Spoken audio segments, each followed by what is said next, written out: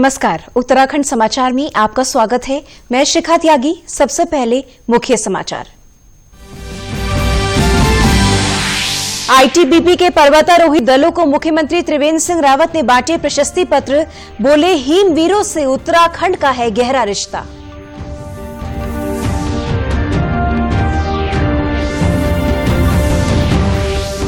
मुख्य सचिव ने कोरोना के प्रति जागरूकता के लिए अभियान चलाने के दिए निर्देश। एम्स के विशेषज्ञों ने ठीक हुए लोगों को दी खास सतर्कता बरतने की सलाह।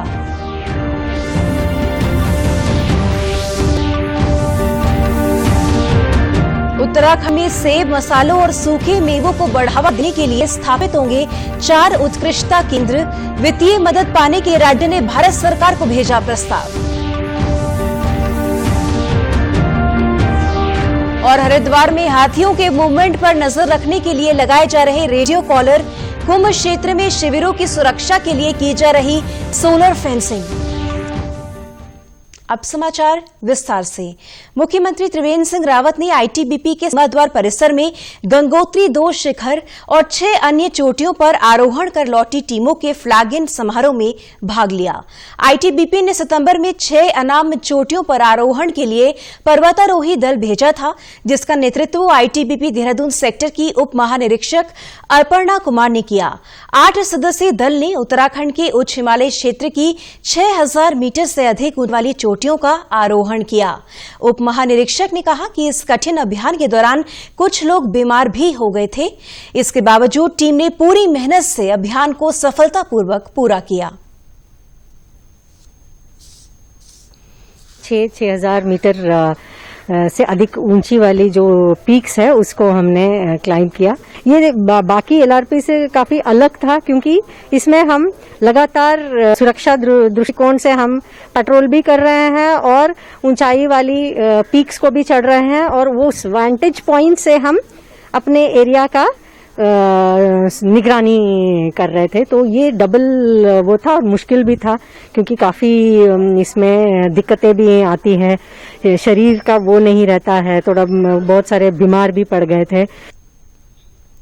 आईटीबीपी के एक अन्य दल ने उप सेनानी दीपेंद्र मान के नेतृत्व में उत्तरकाशी में 21,615 फीट की ऊंचाई पर स्थित गंगोत्री 2 चोटी पर आरोहण कर तिरंगा फहराया।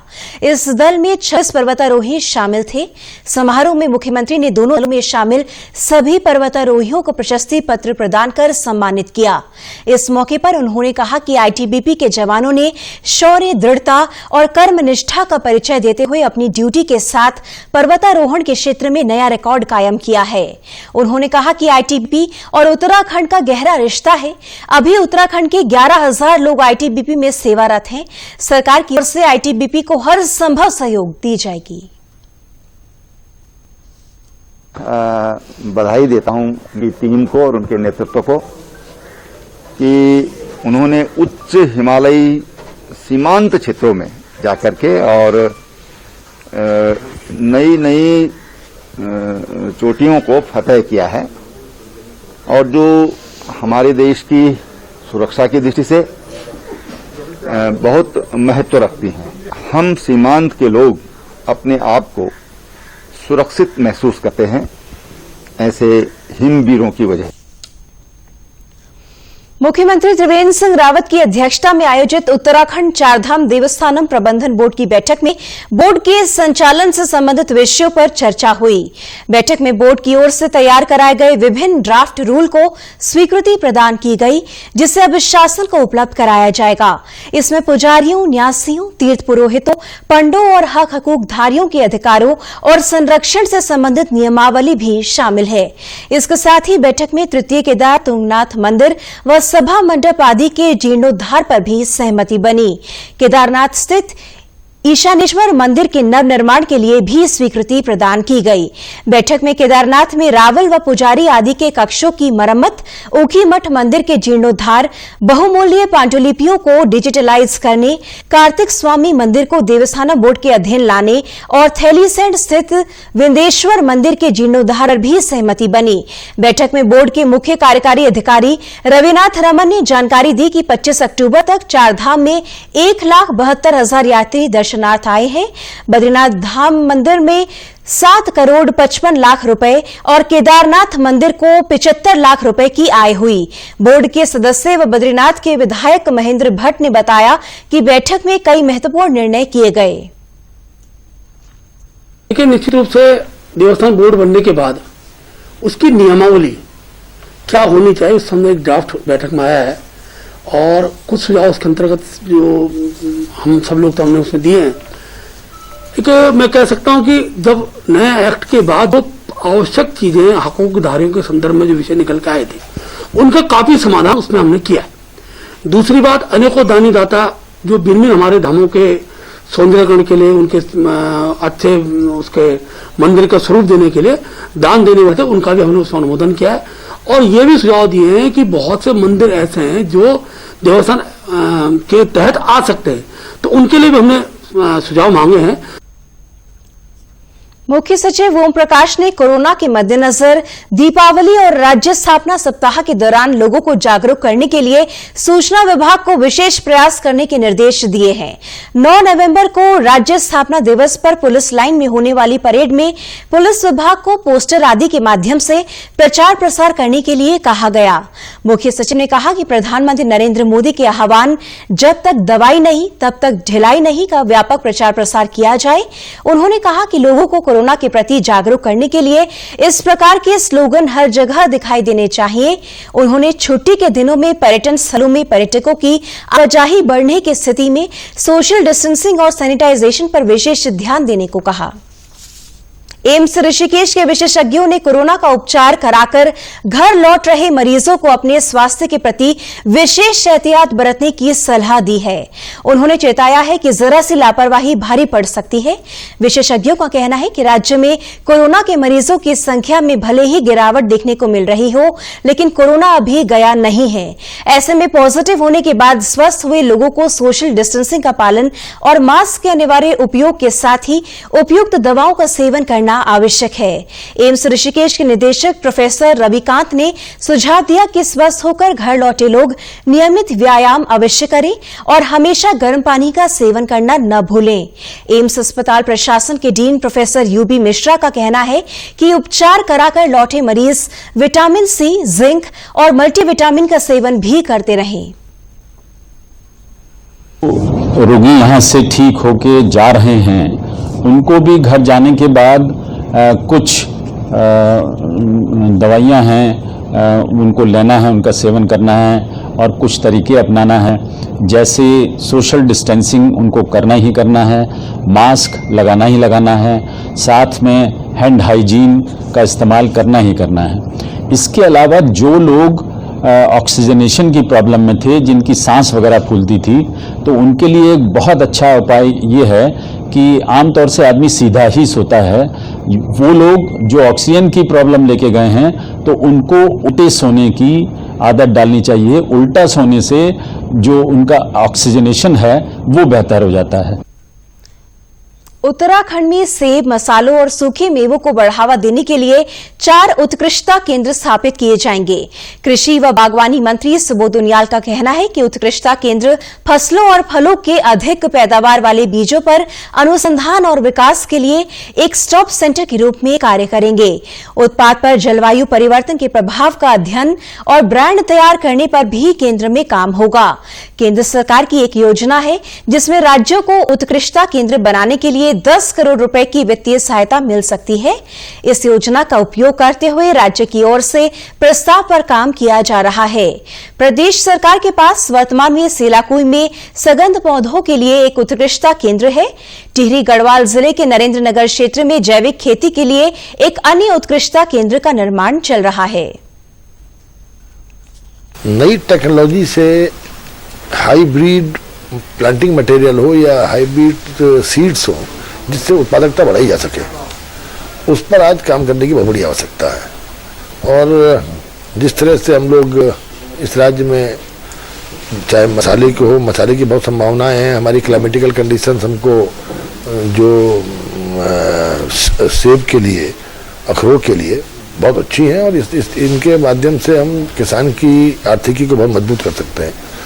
तो ये तमाम चीज़ों को लेकर के, क्योंकि भारत सरकार सेंटर ऑफ एक्सीलेंस के लिए 10 करोड़ रुपया एक सेंटर ऑफ एक्सीलेंस के लिए देती है, तो उसके तहत हमने भारत सरकार से 4 सेंटर ऑफ एक्सीलेंस के लिए मांगने का निर्णय लिया और उस पर काम चल रहा है।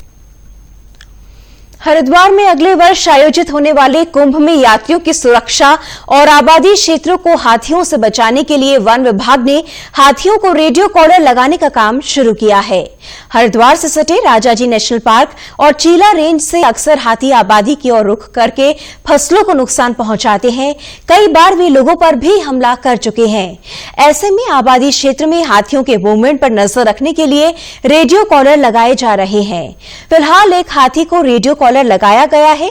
आबादी से सटे गांव में सोलर फेंसिंग और पत्थरों की दीवार भी बनाई जा रही है ताकि कुंभ क्षेत्र में जंगलों से सटे इलाकों में कैंप करने वाले अखाड़ों व साधु संतों को हाथी किसी प्रकार से नुकसान न पहुंचा सकें।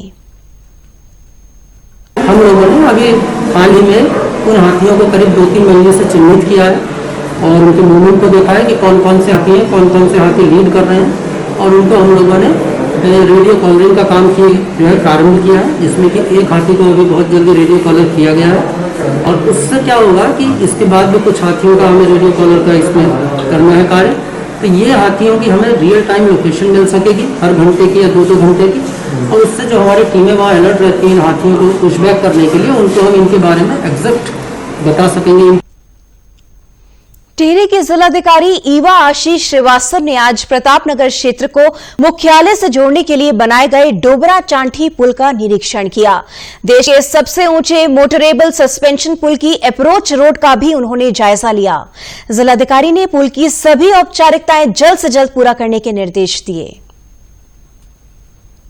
अभी यहाँ पर दुकानें लॉट हो गई हैं, तो वो उसमें हम प्लान कर रहे हैं कि थोड़ा व्यवस्थित उनको कुछ हम दे दें उसमें SOPs, तो उसके हिसाब से वो डेवलप हो ताकि यहाँ पर पुल में जस्ट चूँकि एकदम बिल्कुल जहाँ से पुल की शुरुआत होती है उधर है दुकानें, तो बेतरतीब ना हो जाए, इसके लिए हम कुछ यहाँ पर प्रयास कर रहे हैं।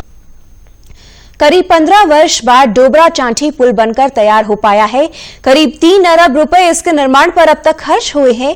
पुल के निर्माण से प्रतापनगर की 1.5 लाख से ज्यादा आबादी लाभान्वित होगी। अभी इस क्षेत्र के लोगों को जिला मुख्यालय पहुंचने में 5 घंटे लगते हैं, अब ये समय आधा रह जाएगा।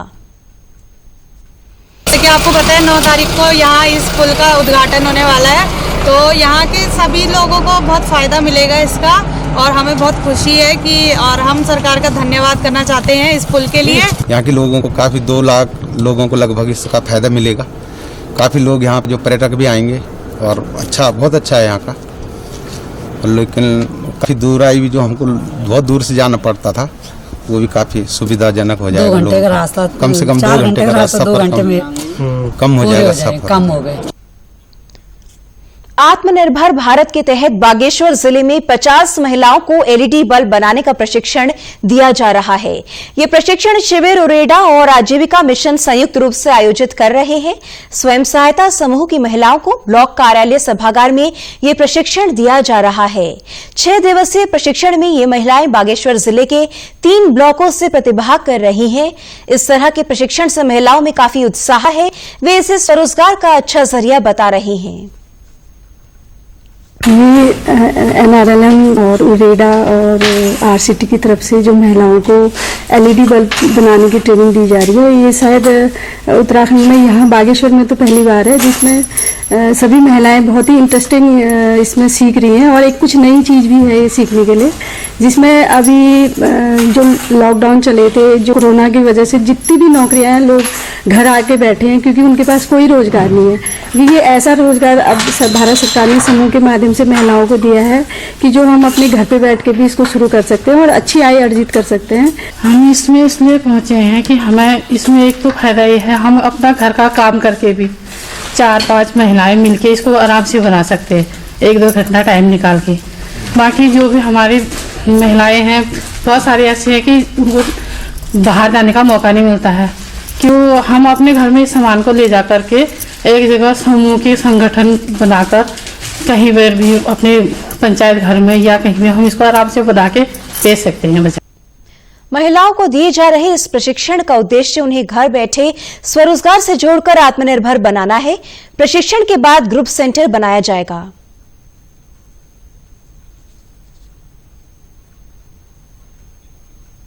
उत्तराखंड की खबरों के लिए आप हमसे सोशल मीडिया के माध्यम से भी जुड़ सकते हैं। हमारा ट्विटर हैंडल है DD News_देहरादून, हमारा फेसबुक पेज है DD News उत्तराखंड और हमारे YouTube channel DD News Uttarakhand को भी आप सब्सक्राइब कर सकते हैं। कोरोना संक्रमण से बचने के लिए मास्क का अनिवार्य रूप से और सही ढंग से प्रयोग करें। साथ ही सामाजिक दूरी का ख्याल रखें, नियमित रूप से हाथ धोएं और याद रखें, कोरोना को हराना है, मास्क जरूर लगाना है। नमस्कार।